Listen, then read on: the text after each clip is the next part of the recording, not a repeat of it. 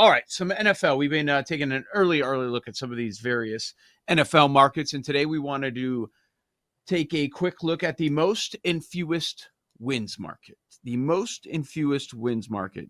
And Kate, if we start with the most, I was just looking what we've seen at recent history and where those teams were before the season got going. Last year, you did have two teams that tied at 15. So you do want to take a close look. If you're going to bet this market, how would they pay out? What if you have multiple teams? Are you going to get the exact same payout?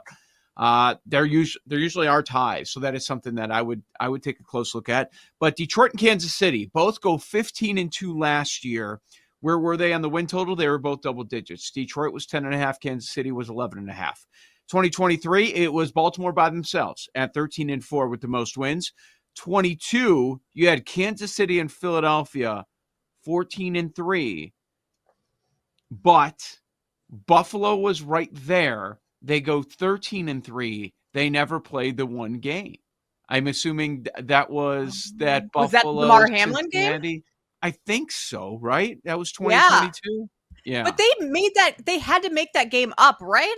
Or is that when it got funky with the playoff seedings because or maybe it was a different thing. 2022.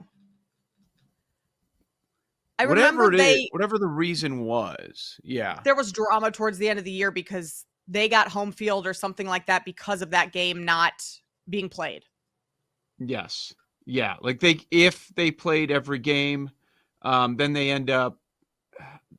would have ended up, it would have had a chance at getting to 14 wins. So you kind of get screwed there. Yeah. On the fewest last year, there were 3 teams that had 3 wins. Cleveland, New York Giants, Tennessee Titans. 2023, it was Carolina by themselves, 2-15. 2022, it was the Bears and the Texans. Okay, so one thing that jumps out to me on the most wins, just the last few years, that's as far back as I went. I didn't go too far back. But all of these teams that are in there that have the most wins or are tied for the most wins, their win total is double digits. Mm-hmm. Now, Minnesota got pretty close last year, and they had a low win total, but history tells us it's not some team coming from the middle of the pack to have the best record or to have the most wins. So I thought that was kind of interesting. Now, on the fewest wins, there seems to be a bigger range. Sometimes it's one of the lowest win totals. Sometimes it's a 6.5. Last year, Cleveland was 8.5, and they were tied for the fewest wins. Everything could potentially go wrong. So it feels like we know where the most wins team is going to come from. And then as far as fewest, sometimes you get surprises, you get a quarterback injury, and everything falls downhill from there. Yes. If we start with every one of the teams for the most wins that I wrote down all have double-digit win totals because the Vikings last year, that was an outlier of everything you just laid out, what we've typically seen. And going through the list of teams that don't have double-digit win totals, but maybe could, I think the only one would be the Cowboys.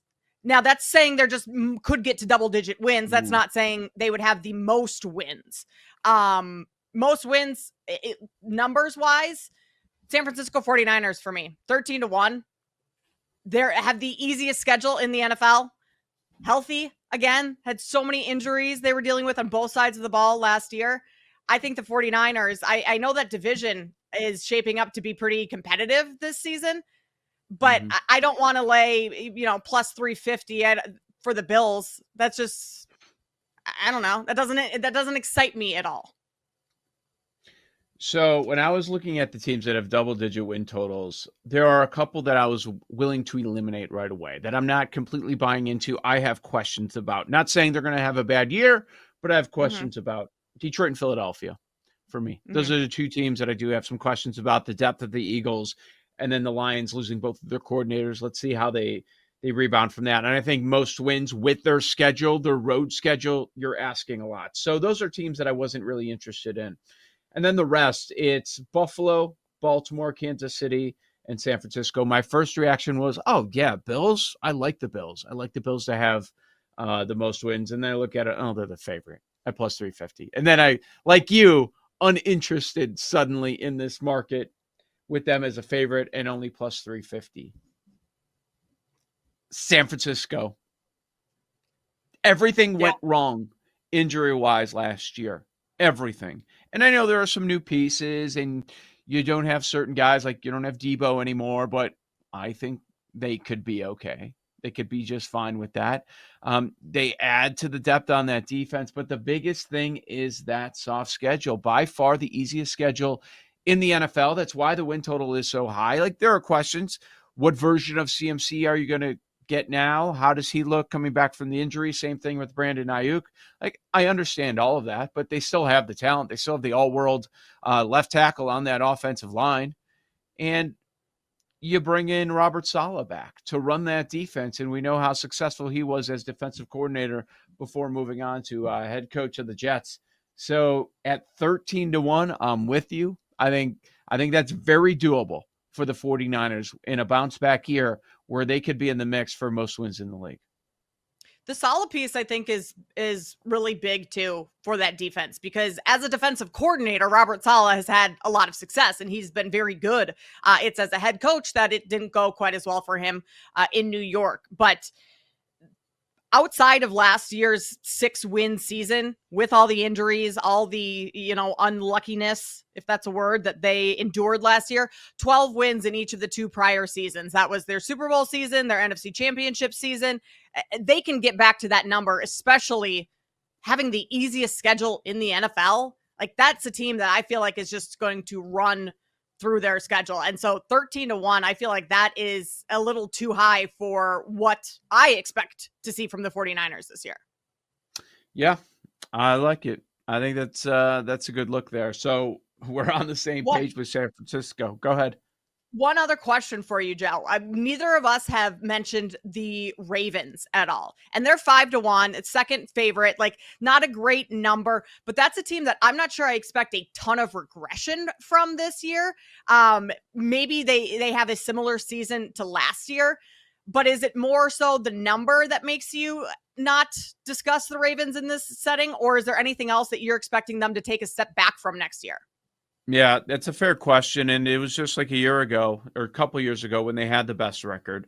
So how is everything going to come together for that team? Yeah, I just kind of skipped over them. I'll be quite honest. Yeah. I skipped over them because they've been just disappointing when it comes to the playoffs. And that has nothing to do with the regular season. Like, you look at the draft and it's strong every time. They just sit there in their spot and they get the best safety in the draft, and they were looking to add there. Kyle Hamilton and Starks is now your tandem at safety. Like, it's ridiculous. They're a great team. They're a great regular season team.